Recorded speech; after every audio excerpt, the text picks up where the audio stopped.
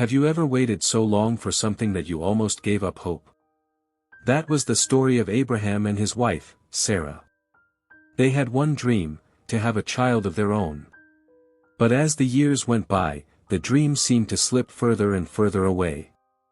Abraham was already 75 years old, and Sarah was 65. By this age, most people were enjoying grandchildren, not waiting for their very first baby. For Sarah, the disappointment weighed heavily on her heart. She wanted so badly to be a mother, but nothing seemed to work out. One quiet night, Abraham stepped outside his tent and looked up at the stars. The desert sky was filled with thousands of them, shining bright. As he gazed, God spoke to him. "Abraham, look at the stars. Count them, if you can. That's how many descendants you will have." Abraham must have been stunned. Descendants? He didn't even have one child yet. How could that be possible? Still, something in him chose to believe. He didn't know how or when, but he trusted that God had a plan. From that moment on, Abraham carried a promise bigger than himself, a promise that one day, he and Sarah would be part of something far greater than they could imagine. But here's the thing about promises, sometimes they take a lot longer to come true than we expect. And waiting isn't easy. As the years passed, Abraham and Sarah still didn't have a child. Sarah grew restless and heartbroken. Finally, she came up with her own idea. She said to Abraham, "Maybe God wants us to do this another way. Take my servant, Hagar. Perhaps she can have a child for us." Back in those times, this was a common practice.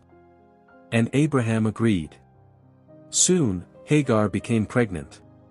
At first, this seemed like the answer. But instead of peace, trouble grew. Sarah started to feel jealous and insecure. She thought Hagar looked down on her now that she was expecting a child. Their household became tense, full of hurt feelings and unkindness.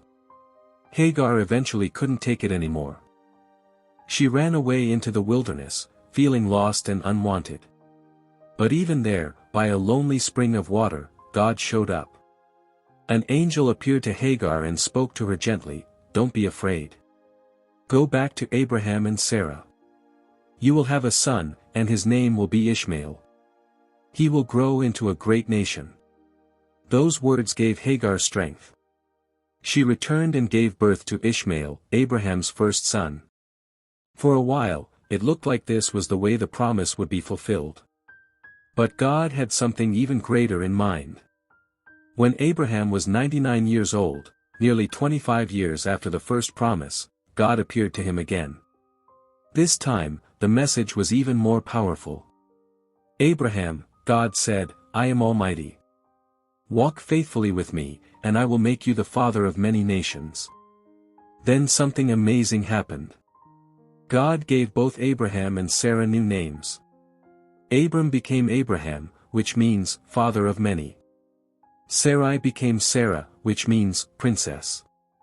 Their new names were a sign of a new beginning, a new identity, and a new chapter in their story. But how could this happen? Sarah was now 90 years old. She overheard God's promise and laughed to herself. "Me? A mother at this age? That's impossible." But God heard her laugh and asked, "Why did Sarah laugh? Is anything too hard for the Lord?" Sure enough, 1 year later, Sarah gave birth to a son. Abraham held the child in his arms, and Sarah's laughter turned from disbelief to pure joy. They named the baby Isaac, which means, laughter, because God had turned their sorrow into happiness. At last, the long-awaited promise had come true. As Isaac grew, he became the joy of Abraham and Sarah's lives. He was more than just their son, he was living proof of God's faithfulness. But then came a test that no parent could ever imagine. One day, God spoke to Abraham, "Take your son, your only son Isaac, whom you love, and go to the land of Moriah. Offer him there as a sacrifice." The words must have shattered Abraham's heart. How could this be? Isaac was the very child God had promised. Without him, how could the promise of descendants continue? But Abraham chose to trust. He didn't know how, but he believed God could still keep his word, even if it meant raising Isaac back to life. So Abraham set out with Isaac. They carried wood and supplies for the offering. As they walked, Isaac noticed something. "Father," he said, "we have the fire and the wood, but where is the lamb for the sacrifice?" Abraham's heart must have ached, but he replied with faith, "God will provide, my son." When they reached the mountain, Abraham built an altar. With trembling hands, he placed Isaac on it. Just as he was about to raise the knife, a voice called from heaven. "Abraham! Do not lay a hand on the boy. Now I know you fear God, because you have not withheld your son, your only son, from me."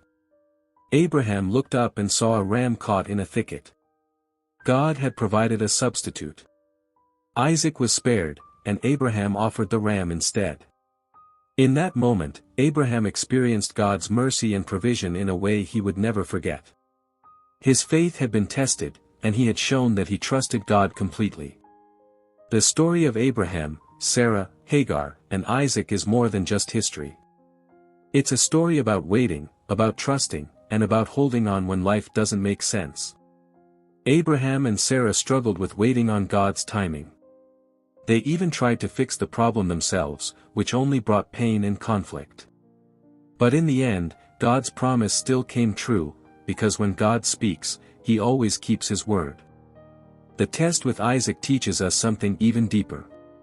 True faith isn't just believing in good times, it's trusting even when it costs us something. Abraham was willing to give up the one thing most precious to him, and in doing so, he showed that his trust in God was real. And what about us today? Maybe we're not being asked to climb a mountain with such a test, but we do face moments where faith is hard. We wait for answers. We face disappointments. We're asked to trust when we don't understand what's happening.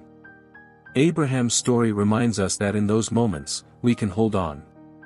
God sees, God provides, and God never forgets his promises. So the next time you look up at the stars, think about Abraham. Think about a man who waited years for a promise, who stumbled along the way, but who ultimately showed what it means to trust. His faith wasn't perfect, but it was real. And that's the kind of faith that changes everything. And that is the story of Abraham's journey of faith.